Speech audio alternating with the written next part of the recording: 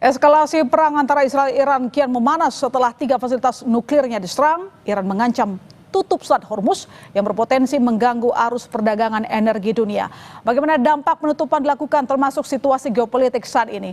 Kita berbincang dengan pengamat hukum dan hubungan internasional Hikmahanto Juwana. Selamat malam, Pak. Selamat malam, Mas Sita. Ini lagi panas-panasnya eskalasi perang di Timur Tengah. Tampaknya membuat kita semakin khawatir ketika Amerika Serikat turun tangan dalam perang Israel dan juga Iran. Situasi Iran-Israel yang memanas ini, usai Amerika Serikat cawe-cawe dalam konflik ini, bagaimana Anda melihat situasi saat ini?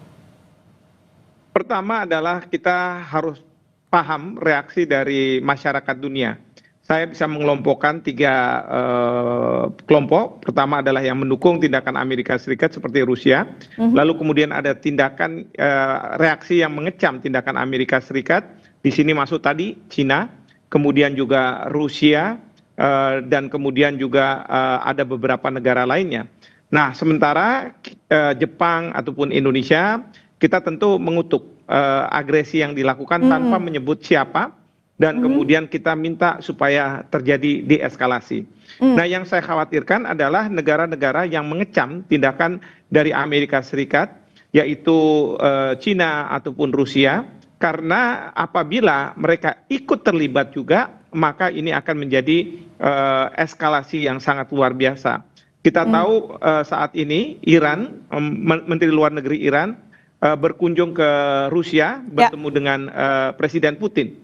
Nah, ini sebenarnya memberikan message kepada Donald Trump bahwa Iran serius untuk melakukan serangan ke Amerika Serikat, bahkan dengan meminta dukungan dari negara-negara besar. Dan ini yang akan mengkhawatirkan.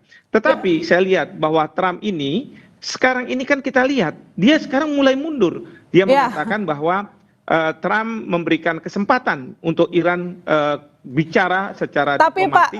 Tapi maaf saya potong, sikap Trump ini nggak bisa kita pegang, Pak. Kemarin pun katanya tunggu 2 minggu dulu baru akan mengambil sikap terkait dengan perang di Timur Tengah, tapi kemudian tiba-tiba membombardir lokasi di Iran begitu, tiba-tiba begitu loh.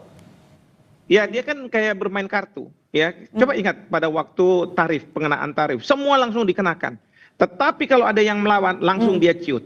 Nah, ini sekarang kita lihat bahwa Iran tidak mau dia menyerah. Bahkan yang dia lakukan adalah terus melakukan serangan ke Israel. Pasca Amerika Serikat melakukan serangan ke Iran. Dan kemudian sekarang memberikan pesan bahwa mereka pergi ke Rusia untuk menyampaikan bahwa saya tidak main-main. Nah, ini yang membuat Trump ciut. Dan yang kedua yang membuat Trump ciut adalah sama seperti waktu tarif, adalah dihajar di dalam negeri. Karena apa? Sekarang ini ada demo-demo yang dilakukan di Amerika Serikat, bahkan ada keinginan untuk melakukan impeach terhadap Donald Trump karena dia melakukan serangan ke Iran tanpa persetujuan dari Kongres. Belum lagi dia akan dihajar oleh bursa, karena bursa ini juga yang akan menentukan bagaimana arah kebijakan Trump selanjutnya. Dan yang kita lihat dari hasil pertemuan itu kemarin, Pak, dari pihak Putin mengatakan akan siap membantu rakyat Iran. Bagaimana Anda membaca ini? Akankah yang kita khawatirkan akan terjadi, mereka juga ikut menyeram? Ya, bagi Putin sekarang itu dia memegang kartu. Dia tidak perlu berada di belakang Iran dan sungguh-sungguh melakukan bantuan militer, bahkan membantu pasukan untuk melawan Amerika Serikat. Cukup dengan kata-kata bahwa kami berada di belakang Iran, itu membuat gentar yang namanya Presiden Donald Trump. Ya, jadi inilah yang orang katakan ketika kita bermain kartu, muka poker face itu sangat-sangat penting. Ya, jadi Putin dengan gaya kerasnya, muka kerasnya, walaupun cuma dengan pernyataan, itu akan membuat gentar Trump. Apalagi kita tahu Trump itu punya respect yang sangat tinggi terhadap Presiden Putin. Nah, jadi ini mudah-mudahan yang akan bisa mendeeskalasi serangan. Tentu kalau misalnya Iran punya keinginan untuk melakukan blokade terhadap Selat Hormuz, menurut saya justru ini akan merupakan tindakan yang salah, karena berdasarkan hukum internasional, selat yang penting untuk perdagangan internasional itu tidak boleh dihalang-halangi. Nah, memang Iran bisa mengatakan ini dalam situasi perang, Tetapi kalau Iran melakukan tindakan seperti ini akan berdampak pada pelambatan perekonomian dunia. Ya, Dan ini tapi akan menurut Anda, menaikkan harga BBM. Pak, apakah Iran tetap akan melakukannya? Karena yang kita tahu, waktu dia memproses nuklir begitu untuk kepentingan sipil, lalu kemudian dari pihak Israel ingin melakukan ataupun meminta bahwa Iran stop saja proyek itu, dia nggak mau dengar, Pak. Dia tetap laksanakan apa yang dia mau. Apakah terkait dengan penutupan Selat Hormuz pun dia bodo amat gitu loh?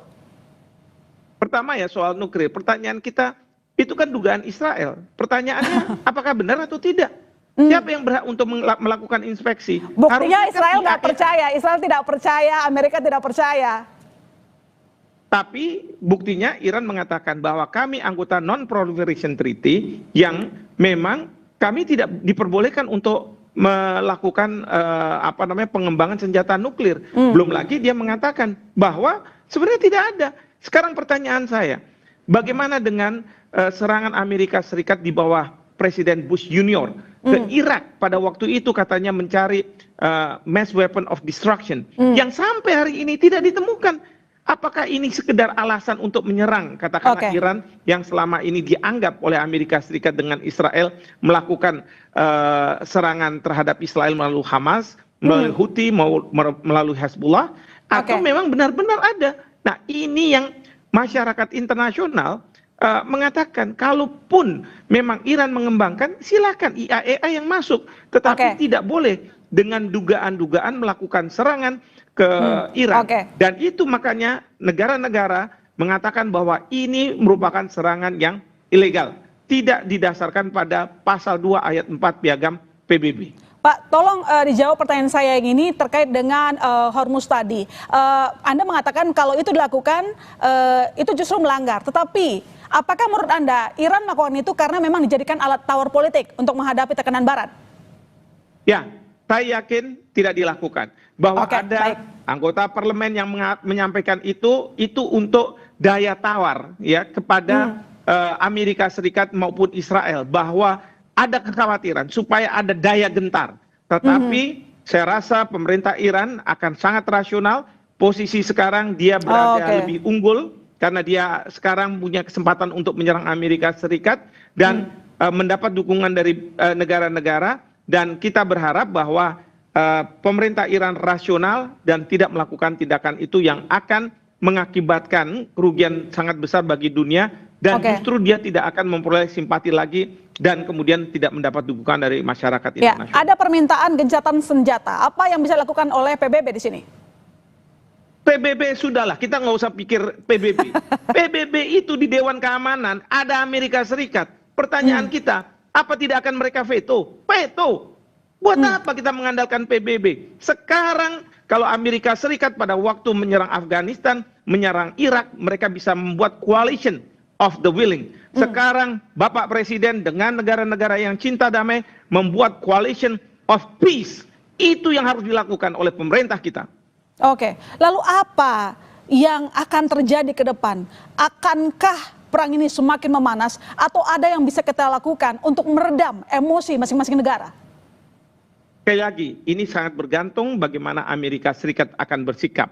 Kalau Trump, dia sudah mulai mundur seperti pada waktu dia mengenakan tarif kepada banyak negara, kemudian tidak banyak negara yang mengemis, ya, dan melawan, maka dia akan mundur.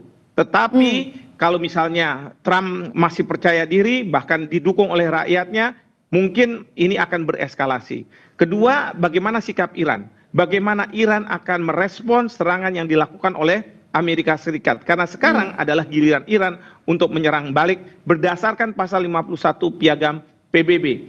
Yang ketiga adalah bagaimana reaksi dari negara-negara yang saya sebutkan tadi, yang sudah menyatakan bahwa ini merupakan pelanggaran yang dilakukan oleh Amerika Serikat.